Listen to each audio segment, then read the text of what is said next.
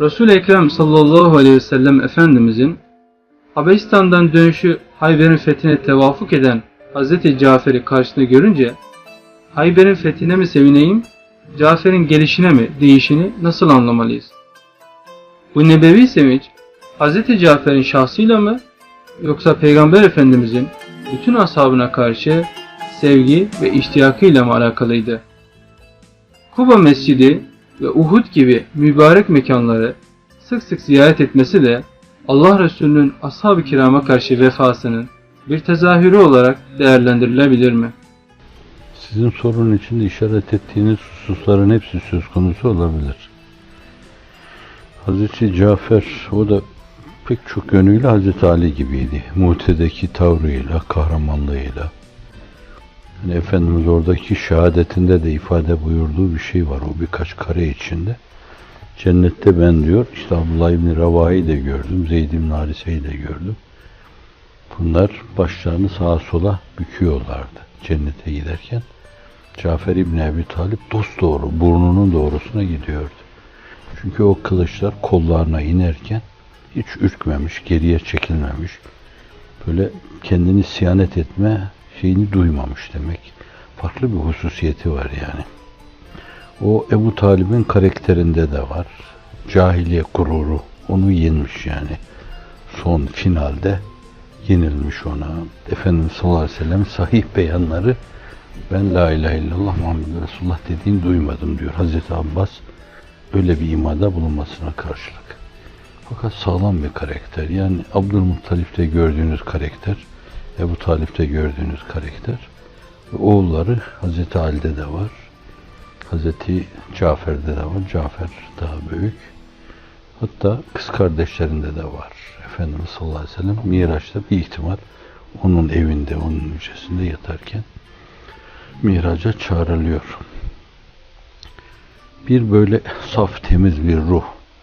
Eğer Habeşistan'a insanları gönderirken başlarında daha becerikli, daha bilgili, daha böyle stratejik bir insan olsaydı onu gönderirdi Efendimiz sallallahu aleyhi ve sellem. İşlerin içinden böyle rahatlıkla sıyrılacak, Hristiyan bir dünyada kendisini ifade edecek. Demek öyle bir kabiliyeti vardı. Çok önemliydi. Bir diğer taraftan da orada bayağı başarılı oldu. Orada Müslümanların uzun zaman kalmalarına vesile oldu. Onun basiretiyle oldu yani Hazreti Cafer'in. Diğerleri basiretsiz demek değildir. Yani her yerde bir rehber tesiri çok büyüktür. Bir yani öyle bir o yönüyle hususiyetinden dolayı bir de dünyada hiç gülmüyor. Yani Habeşistan'a gidiyor, orada sıkıntı çekiyor. Daha düşünün Mekke'de Bi'set-i Seniye'nin 4. 5. senesi, o sıkıntıların başladığı dönemde da Hazreti Ömer Müslüman olmuş mu olmamış mı belli değil. O dönemde onlar orada hep tazik altındalar. İşkence görüyorlar. Kalkıp gidiyor. Ta Hayber vakasında Medine'ye dönüyor yani. Onca hasret çekiyor. Çoluk çocuğuyla orada. Bir böyle gülmüyor yani. Sonra birkaç sene geçiyor. Mütede şehit oluyor yani. Sonra böyle küçük küçük çocukları yetim kalıyor. Efendimiz görünce ağlıyor onlar. Yani şimdi bu karakterini onun, bu durumunu, hatta sergüzeşti hayatını, geçmişini, geleceğini Efendimiz gibi bir ufkun görmesi gayet normaldir. Böyle bir iki kareye sıkıştırılmış haliyle değil de genel sergüzeştisiyle onu gören Efendimiz sallallahu aleyhi ve sellem ona karşı, onun fevkaladeliğine karşı la adri beyyime efreh bi kudumi Cafer en bi fethi Hayber veya bi fethi Hayber en bi kudumi Cafer demesi gayet normal. Bilemiyorum neyle sevineyim, Cafer'in kudumuyla mı yoksa Hayber'in fethiyle mi? O da önemli. Çünkü orada da esas mütemerrit yani Yahudilerden mütemerrit bir güruhun öyle demek uygun. Çünkü ve min kavmi Musa ümmetun yehdûne bil hak. Kur'an-ı Kerim diyor o dönemde. Onlar içinde hidayet arayanlar da var. Hemen aynı sayfanın altında vellezîne yumessikûne bil kitâbi ve akâmussalâte innellâhe ecel diyor. O açıdan o dönemde bile böyle insaflı olanlar, kendi kitaplarına sımsıkı sarılı olanlar, insaflı bakanlar, fakat kendi aralarında lobileriyle böyle işte baskı altında kaldıklarından dolayı, yani bugün de olduğu gibi bir kısım ilim yuvalarında, bazı hayati müesseselerde karşı tarafı iyi organize olduğundan ve o baskı duygusunu iyi kullandıklarından, medyayı iyi kullandıklarından hüsnü niyetli olan insanlar seslerini çıkaramıyorlar. İsterseniz ve min kavmin ümmetun yehdune bil hak öyle bakabilirsiniz. Vellezine yumessikune bil kitabe ve akamus salate innelarını diyor ecel müstehin zümresine öyle bakabilirsiniz. Kitaplarına sımsıkı sarılan, namazlarını kılan, vazifelerini yerine getiren insanlar diyor. O bakımda istidrada arz ettim bunu. Hayber'de de bir güruh vardı işte, o Hüyey İbni Ahtep de onlardandı. Yani Efendimiz'e o ebced mebced mevzunda bir şeyler soran, ömrünün kısa olduğundan dolayı bahane uydurup dini İslam'ı kabul etmeyenler karşı arkasını dönüp giden insanlar. Yani o şeytanet orada işlettiriliyordu. Orada adeta İslam'ın aleyhinde değişik organizasyonlar hep orada planlanıyordu. Bir çiyan yuvası haline gelmişti. Onun için Efendimiz sallallahu aleyhi ve sellem oranın fethedilmesine, o çiyan yuvasının orada dağılmasına, çözülmesine de seviniyordu. İslam adına seviniyordu. Onlara haksızlık ve zulüm etmemişti. Yani bir savaşın gerekleri yapılmıştı ve sonra da oradan tebid edilmişlerdi. Uzaklaştırılmışlar normal. O bölge güven altına alınmıştı. Yani daha sonra da bu değişik fasılalarla gerçekleştirilmişti. Şimdi bunların ikisi de sevindirici bir husus. Hazreti Cafer'i kendi hususiyetleriyle ele alacak olursanız, Hayber'in fethini de böyle. Bunların ikisi de adeta terazide, yani biri bir kefede, biri bir kefede. Aynı kıymeti harbiyeyi haiz iki şey. Bir de tabii bunlar bizim böyle siyer felsefesi mülazasıyla söylediğimiz şeyler. Efendimiz ufku açısına bakacak olursak bu meselelerin derinliğini belki o zaman görmek mümkün olabilir. Yani bir Hazreti Bediüzzaman zaviyesinden bakmak lazım. Onlar bundan daha neler sağar, neler çıkarırlar yani. Hazreti Cafer'in hususiyeti ve Hayber'in fethinin hususiyeti. Bir, bu zaviyeden bakmak lazım. İşin önemi açısından. Bir diğer zaviyeden de yine sizin sorunun içinde işaret ettiğiniz gibi o da Hazreti Pir'de, başkaları da yani.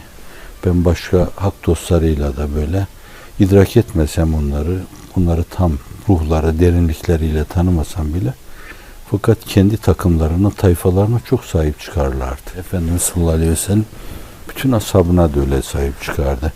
Nuayman'ı hatırlayın yani. Ne bizim içiyordu, ben öyle diyorum yani. O mescide bazen geliyordu, mahmurdu. Orada her defasında tedip ediyorlardı onu. Ama bir defasında da birisi ihtimal böyle Hazreti Halid olabilir. Yani Allah hayrını versin, Allah cezanı versin deyince işte o zaman Efendimiz celallendi, öyle demeyin dedi. O Allah ve peygamber çok sever. Yani şimdi kendi arkasındakilerine, cemaatine sahip çıkma mevzu.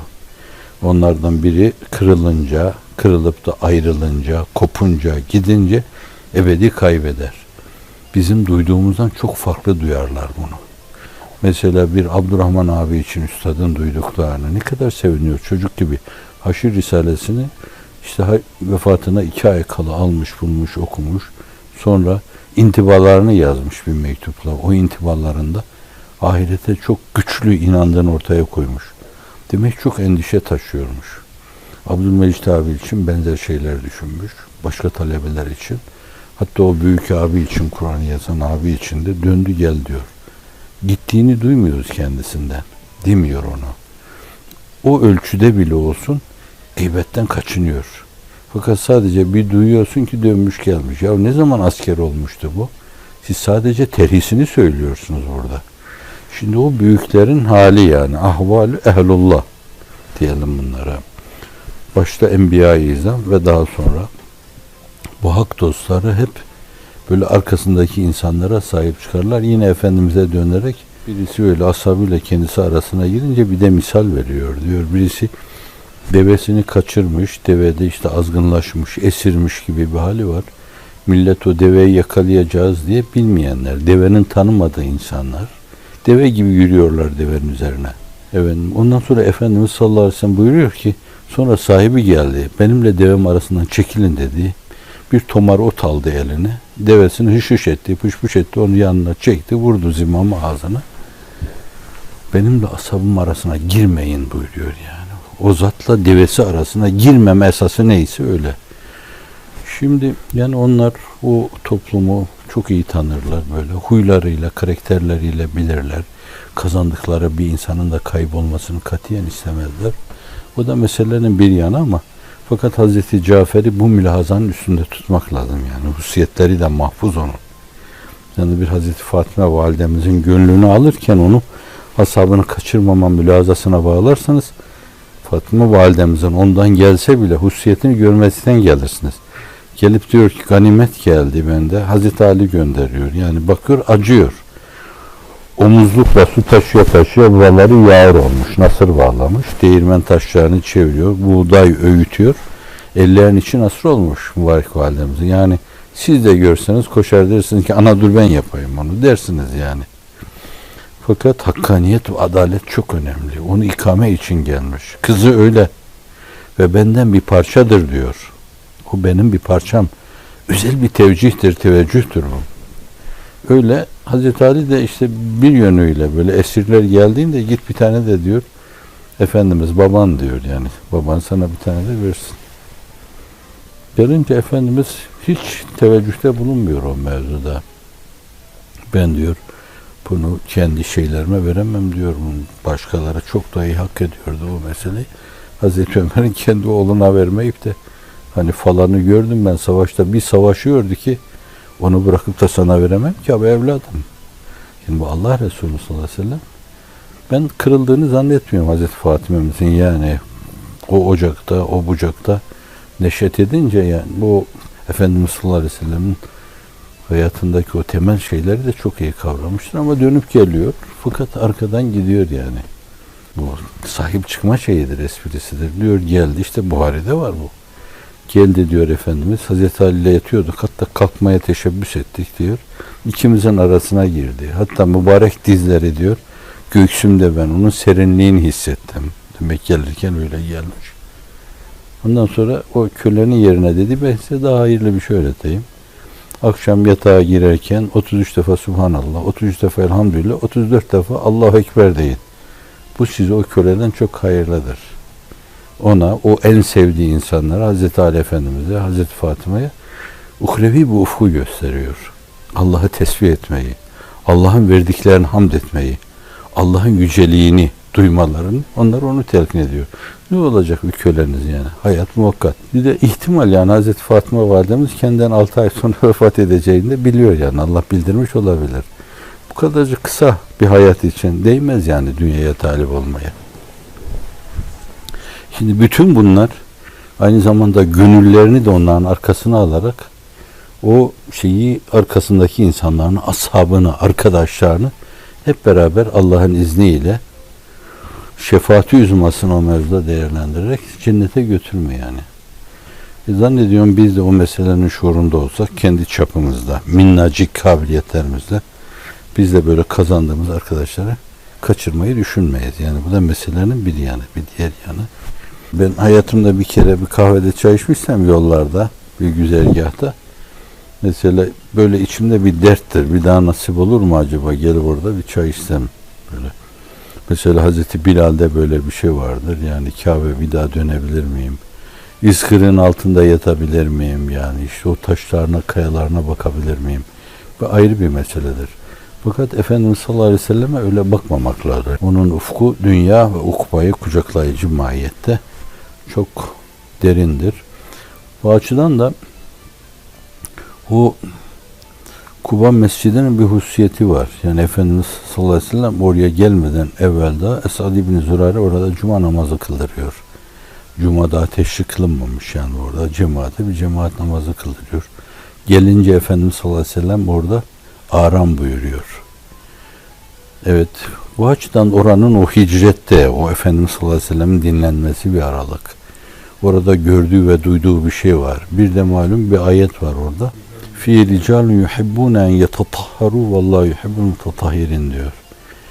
Evet, demek yani orada yaşayan o insanlar çok hassas insanlardı. Taharete çok dikkat ediyorlardı. İstibra mevzuunda, istinca mevzuundaki hassasiyetlerinden dolayı Kur'an-ı Kerim namaza, abdeste önem verme manasında, o mevzudaki duyarlılık manasında onları takdirle karşılıyor. Şimdi o cemaatin de bir hususiyeti var. O yerin de bir hususiyeti var. Aynı zamanda Efendimizin gelip orada aram buyurmasıyla da bir şereflenme meselesi söz konusu. Dolayısıyla her cumartesi gidiyor. İlk hacca gittiğimizde Cenab-ı Hak nasip etti. Biz de her cumartesi gidiyorduk. Geze geze gidilebiliyor zaten. 4-5 kilometrelik.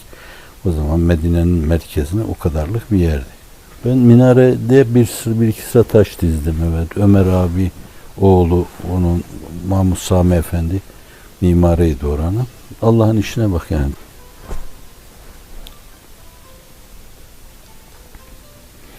Kuba Mescid'in mimarisini onlar.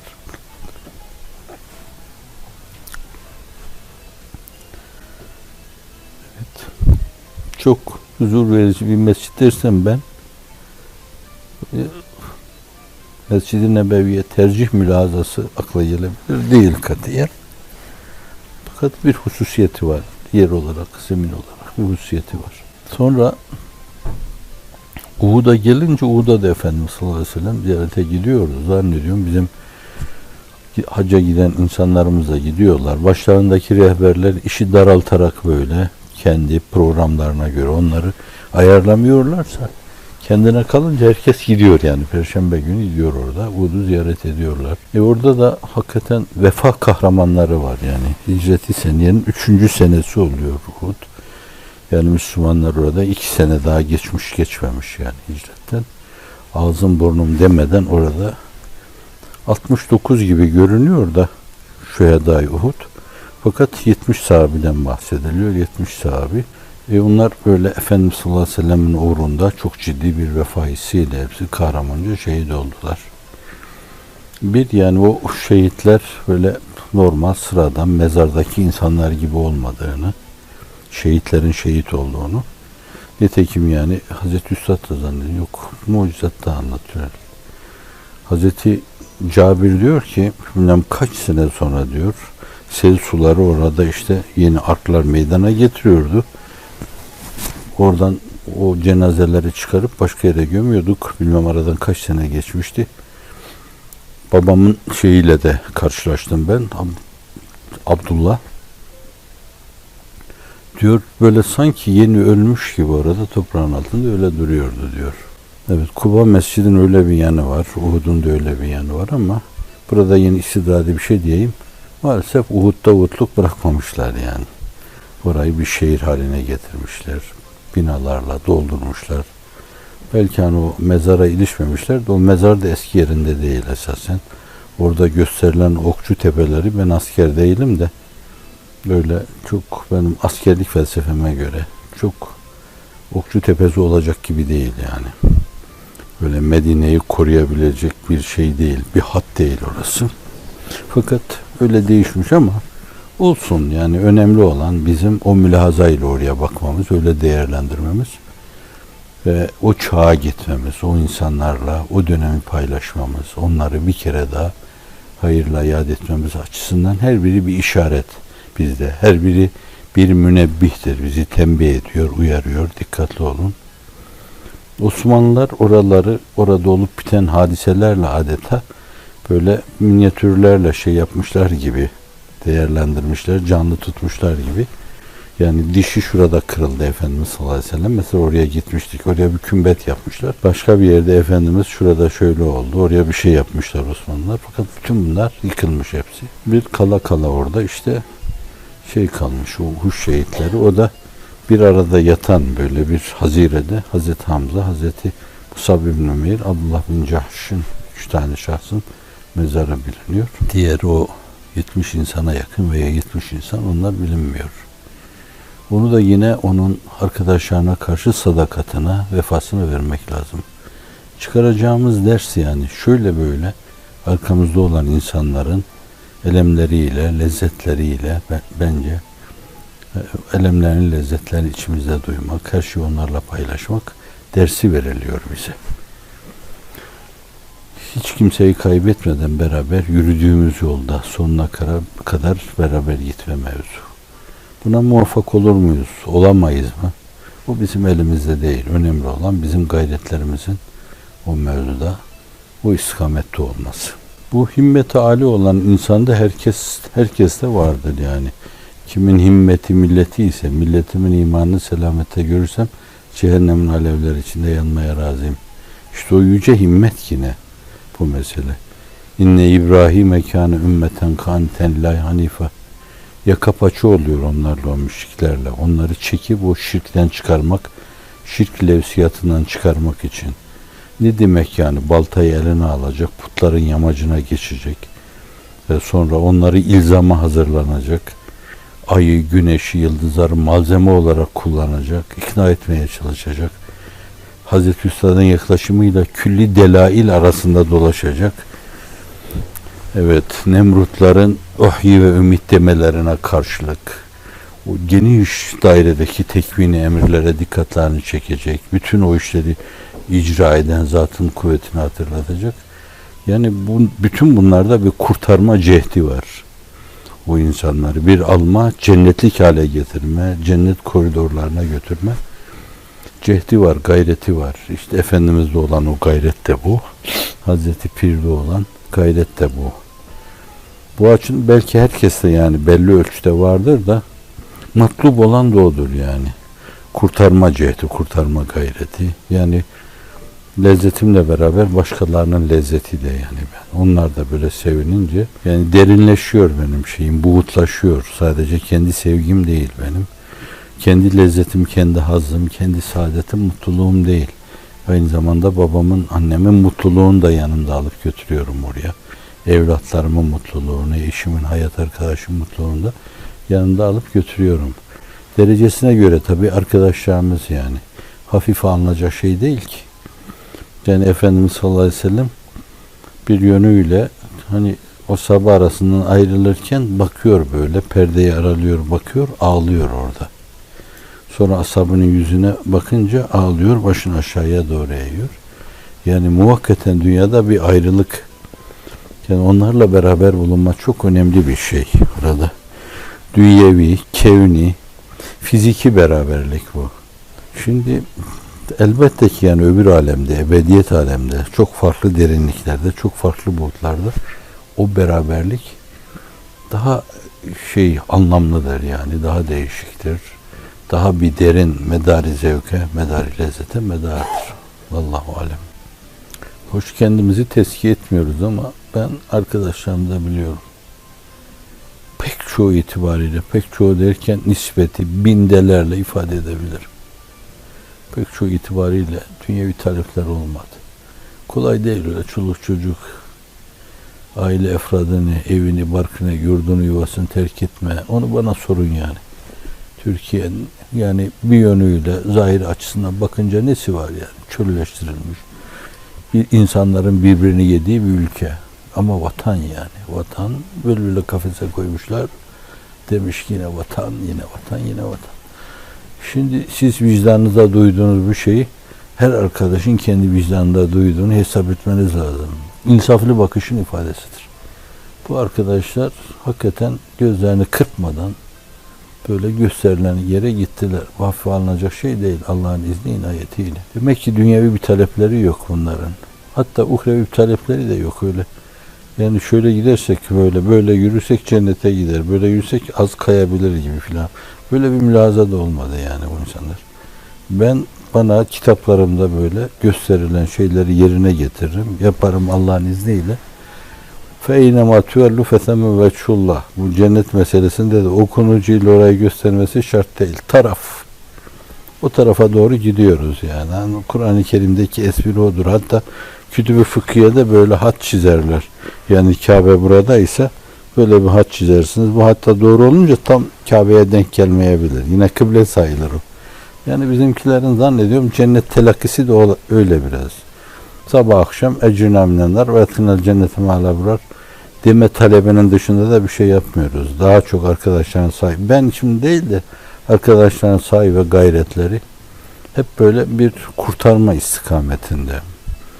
Başkalarına duydukları şeyi duyurma istikametinde. Bu açıdan da başka beklenti olmadı. İnşallah olmasın, bundan sonra da olmasın. Rabbena ufir lana zunubena ve israfena fi emrina ve sebbit akdamena ve ansurna alel kavmil kafirin ve ansurna ala a'daina kainen men kan fi kulli enha'il alem amin ve salli ve sellim ve barik ala seyyidina Muhammedin ve ala alihi ve sahbihi ve sellem.